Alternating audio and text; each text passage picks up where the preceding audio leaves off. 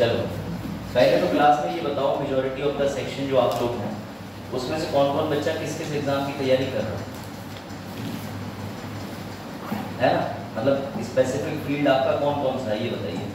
जैसे आपका तो पता चल गया पीसीएस, आपका यूपीएससी हो गया, आपका शुक्ला जी यूपीएससी गरिमा पीसीएस प्रसाद यूपीएससी, तीनों में से कोई हो जाए बस आगे हो जानी चाहिए। हाँ और चलो, और इधर आप दोनों यूपीएससी।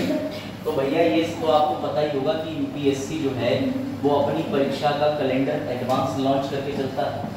यूपीएससी की इस साल परीक्षा थी 16 जून, अगली बार चेक कर लेना एग्जैक्ट डेट मई में ही है, उन्होंने अपने कैलेंडर में दे दिया है। बैठो है ना। तो बेटा अगर तुम लोग यूपीएससी 2025 में अपीयर हो रहे हो तो अभी तक जो रोड मैप है वो ये कहता है कि इस समय वर्तमान समय में आपका वैकल्पिक विषय ऑप्शनल तैयार हो जाना चाहिए यूपीएससी के लिहाज से। आपको ये तो पता ही होगा कि यूपीएससी के अंदर वैकल्पिक विषय भी जीवित है, स्टेट पीसीएस के अंदर वैकल्पिक विषय खत्म कर दिया। जो सिर्फ पीसीएस देना चाहते हैं जैसे प्रशांत हो गया या गरिमा हो गई, तो आपको ये पता होगा यूपी के 2 पेपर कर दिए, पेपर 5 पेपर 6, और वो डिस्क्रिप्टिव ही है, लिखना है, टिक मार्क वाला नहीं है, ये तो पता ही होगा आपको। खैर ऑप्शनल पेपर की तैयारी अगर आपने अभी तक नहीं करी है, जैसे आप में से जितने बच्चे बैठे हुए हैं पहले तो एक वैकल्पिक विषय चुन लो। सर हमें समझ ही नहीं आ रहा हम ऑप्शनल कौन सा लें, ज़्यादा रायता फैलाने की ज़रूरत नहीं है। या तो आप ऐसा सब्जेक्ट ले लीजिए जो आपने ग्रेजुएशन में पढ़ रखा हो और पोस्ट ग्रेजुएशन में पढ़ रखा हो, मतलब आपको पढ़ते समय मजा आया हो, ये नहीं हो कि आपने दुखदाई बना लिया हो और आपका बिल्कुल मन नहीं था फिर भी आपने करा हो। जैसे किसी के पास हिंदी रहा हो बीए में, ज्योग्राफी रहा हो, इतिहास रहा हो, भूगोल रहा हो, कुछ भी रहा हो, अगर उसको अच्छा लगता है तो ऑप्शनल वो बना लो, आपको मदद मिल जाएगी काफ़ी।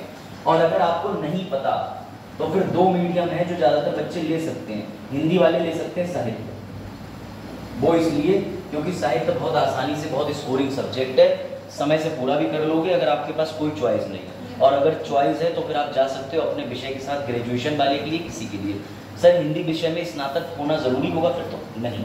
वैकल्पिक विषय लेने के लिए मेडिकल साइंस या फिर लॉ या फिर आप समझ सकते हो एमबीबीएस इन मेडिकल साइंस या बीटेक, ऐसे विषयों के लिए, टेक्निकल विषयों के लिए आपका ग्रेजुएशन होना चाहिए। इसके अलावा आप सोशियोलॉजी ले लो, पॉलिटिकल साइंस ले लो, आ जाओ कोई भी विषय ले लो, उससे कोई फर्क नहीं पड़ता।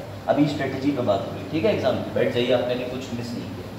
तो बेटा अंग्रेजी वाले क्या ले लें, अंग्रेजी वालों के लिए बता दे रहा हूँ, 2 ऑप्शन आसान है, या तो तुम PSIR ले लो जिसमें पॉलिटी भी होगी, अगर ये तुम्हें टफ लग रहा है तो इस पे आ जाओ, सोशियोलॉजी समाजशास्त्र।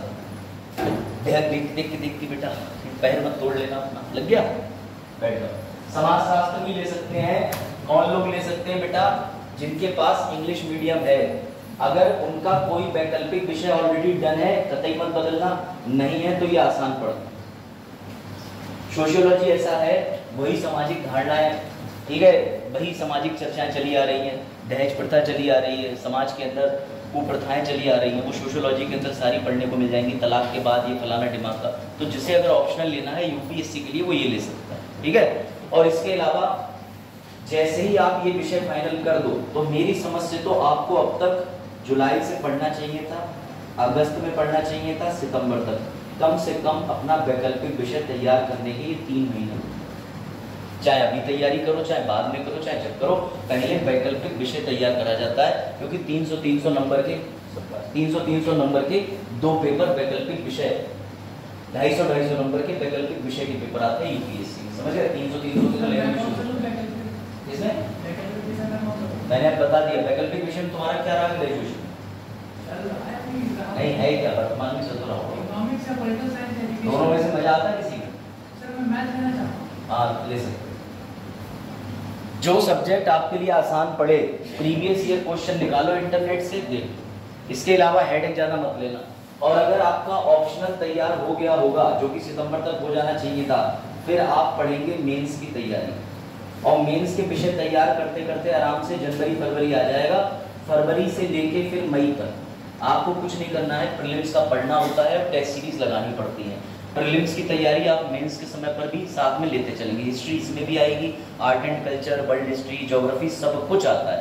ये रोड मैप है जो कोचिंग इंस्टीट्यूट बताते हैं, मैंने भी कोचिंग करी थी, उन्होंने भी यही बताया कि पहले ऑप्शनल होता है, ऑप्शनल के बाद में आपका जो है वो मैं फिर से लिख दे रहा हूँ, पहले आपका ऑप्शनल आप तैयार करेंगे, उसके बाद साथ में मेंस तैयार करेंगे और साथ में प्री करेंगे। कोचिंग में ये दोनों कराए जाते हैं, इसका अलग से पैसा जाता है, क्योंकि ये आपका विषयवार विषय के अनुसार डिपेंड करता है कि आपके पास ऑप्शनल विषय कौन सा है। बात आई समझ में?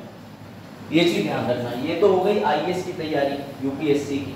और एक बात याद रखना, जनरल वालों, ओबीसी वालों, स्पेशली तुम्हारे लिए, अगर तुम्हारी तैयारी पूरी हो तब तो अटेम्प्ट देना, वरना अटेम्प्ट मत खराब करना। 6 तुम्हारे हैं, 9 तुम्हारे हैं, बाद में रो। और एक एक अटेम्प्ट मैटर करता है। ये दुख नुपुर गोयल से पूछो, जो आखिरी अटेम्प्ट में चयनित हुई थी, नुपुर गोयल। अगर एक भी अटेम्प्ट उनका नहीं बचता या वो बेवकूफ़ी में अटेम्प्ट दे लेती तो शायद छठे अटेम्प्ट होता ही नहीं और उसके बाद वो चयनित भी नहीं होता। 12th फेल में भी यही हुआ था। 12th फेल में भी यही हुआ था, उस बेचारे के पास लास्ट ही अटेम्प्ट बचा हुआ था। बिल्कुल सही बता रही मनोज शर्मा के पास, है ना? तो बेटा ये ध्यान रखना, थोड़ा सा इनको लाभ है, अनलिमिटेड दिए जाओ। तो अगर तुम इस वर्ग से हो तो तुम्हारे पास एक रिस्क फैक्टर